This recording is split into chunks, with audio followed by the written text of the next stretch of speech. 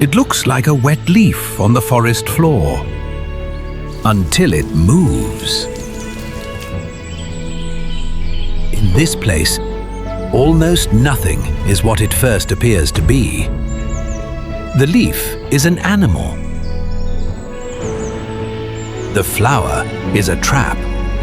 The still stretch of water has eyes. Welcome to the Amazon, where beauty and death share the same skin, and where every creature you meet has rewritten the rules of survival to fit a world that has no rules at all.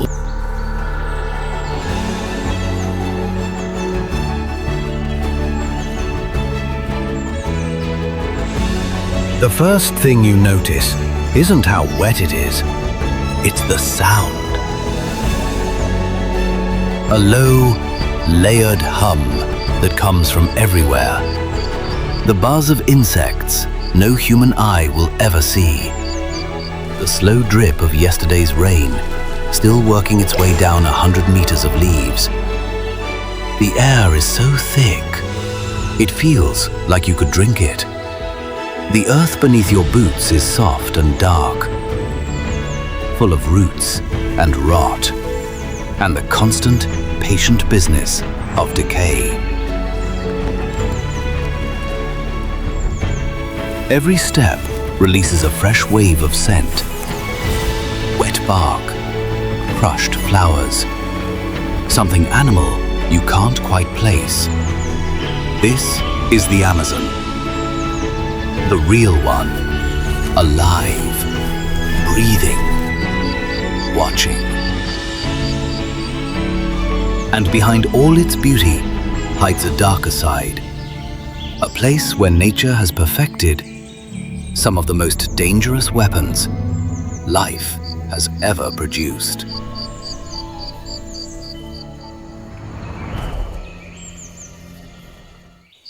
It begins on the forest floor, where shafts of green light filter through the canopy, and the leaf litter shifts with the movement of countless tiny lives. Among them walks an insect no bigger than your fingernail. The locals call it Hormiga 24, the 24 ant. Science calls it the bullet ant, and it carries the most painful sting of any insect on Earth. The pain has been described by those unlucky enough to feel it as being shot. A burning, throbbing, wave-like agony that can last a full 24 hours. And there is nothing you can take that will stop it.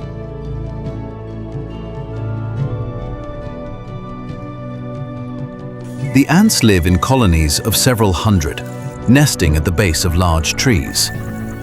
They hunt at night, marching out in long, quiet lines, scavenging insects and small invertebrates. Their venom is a neurotoxin so refined that scientists now study it as a model for new painkillers, a poison so precise it may one day teach us how to switch off pain altogether. In the Amazon, even the smallest creature carries a lesson. That column of ants marches on beneath the low leaves. And on the underside of one of those leaves, something small and still feels the vibration of them passing below and stays frozen. Lean in close and you realize why. It is a glass frog, barely the size of a coin. Turn it over and you can see straight through its belly. Its heart beats in plain view. Its intestines coil beneath translucent skin. Evolution has done something extraordinary here. It has given an animal a body you can see through. The reason is camouflage. From below, where a predator's eye might catch it against the light, the frog's translucency lets the green of the leaf show through it, softening its outline until it almost disappears. It is hidden in plain sight, broadcasting the same color as the world behind it. But the glass frog has another secret. While most frogs lay their eggs and leave, a male glass frog will guard his clutch for days, sitting over it, fending off wasps and other predators, sometimes at the cost of his own life. In a forest where almost nothing protects its young, this tiny, transparent father is a quiet anomaly.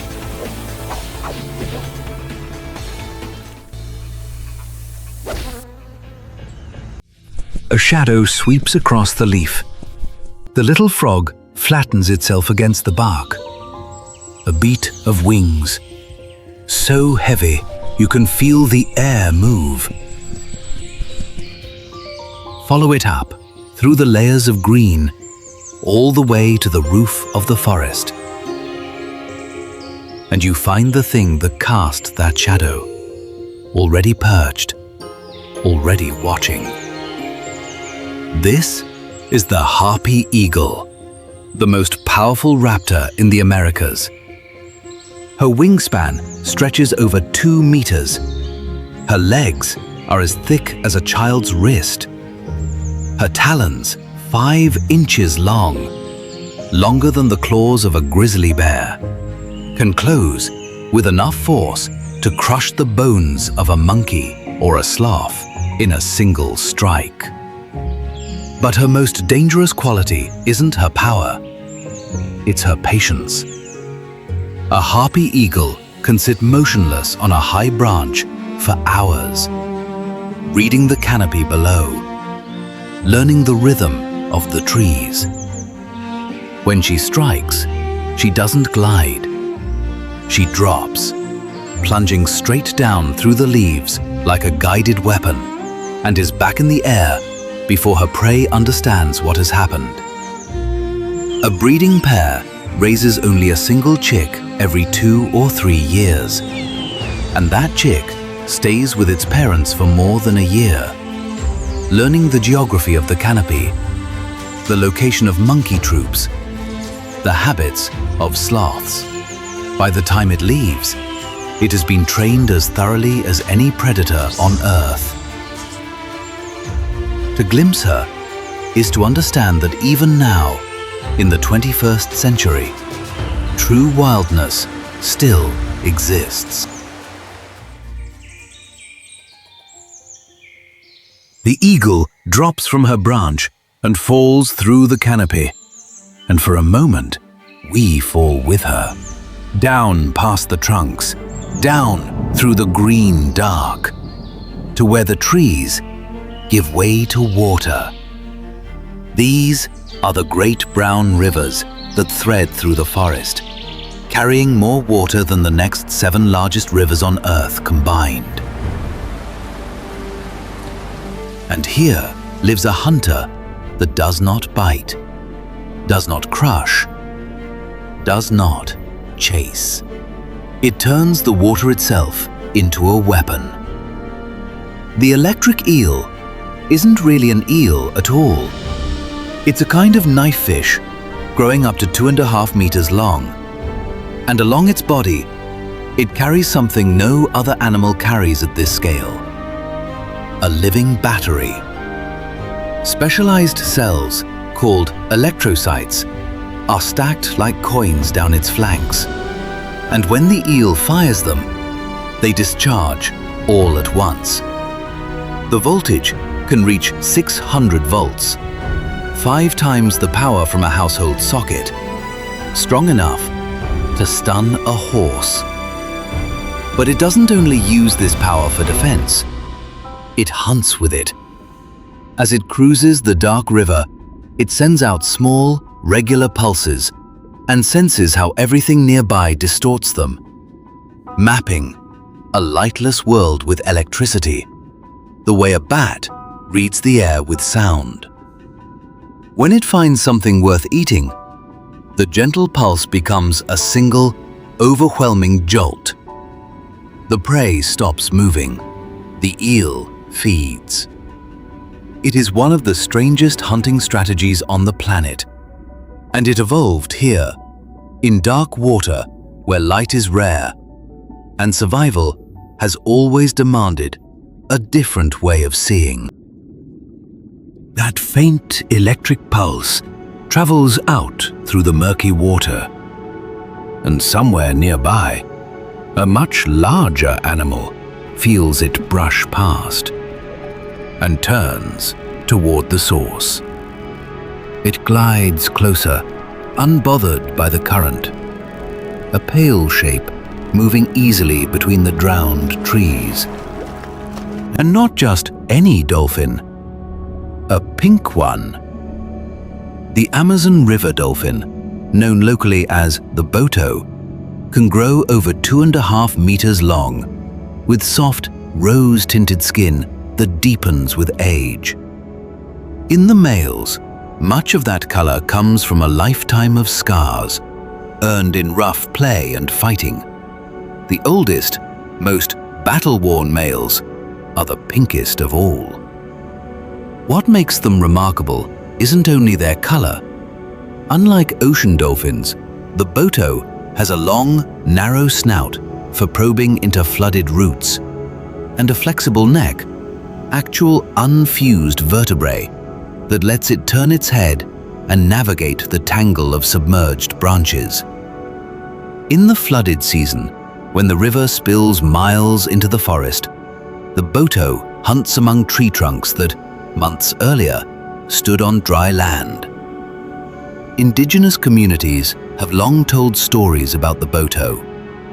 In their legends, it can transform into a tall, handsome man at night who walks ashore to dance with the villagers. To this day, the ant trail winds on through the undergrowth and ends at the edge of a slow, dark backwater where the reeds grow thick and the surface lies glassy and still. It looks like the most peaceful place in the whole forest. It isn't. Just beneath that mirror, something enormous is waiting. So still, it might be a sunken log, until you notice the two eyes resting exactly at the waterline. This is the green anaconda, one of the largest snakes in the world.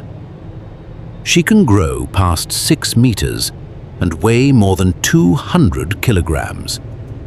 On land, all that mass makes her slow and clumsy. But in the water, she becomes weightless and one of the most efficient predators in the forest. She doesn't chase, she doesn't strike from a distance.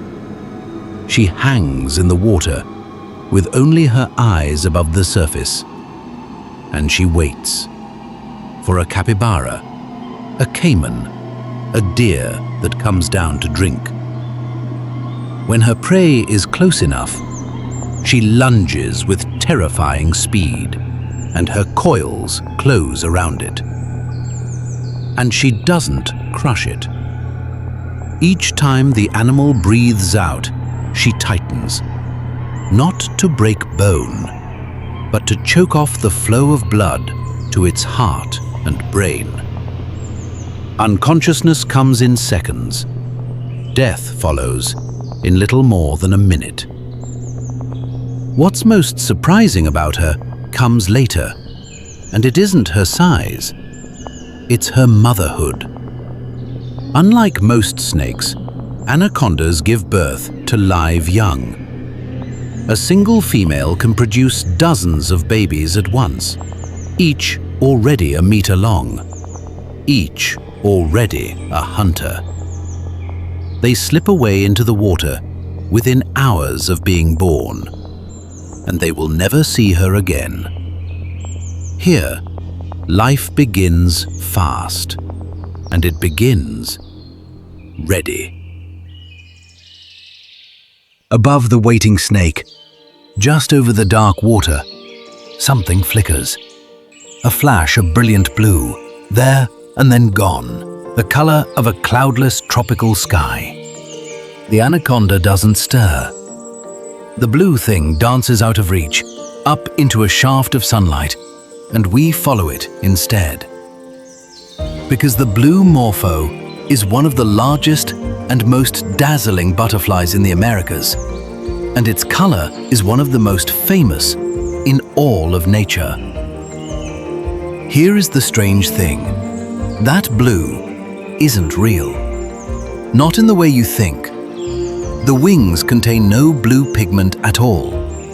The color comes from microscopic scales that bend and reflect light, so that our eyes see blue. A trick of physics that engineers are now studying in the search for new kinds of paint, fabric, even screens. Evolution discovered structural color millions of years before any human did. And the blue earns its keep. As the morpho flies, the brilliant flashes between the slower beats of its wings make it seem to appear and vanish in midair, confusing anything trying to follow it.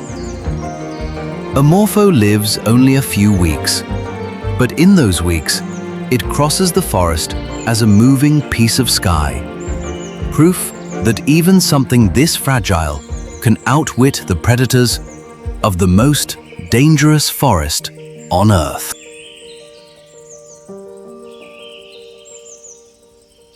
Every creature we have just met depends on the same thing. A forest that is, right now, disappearing.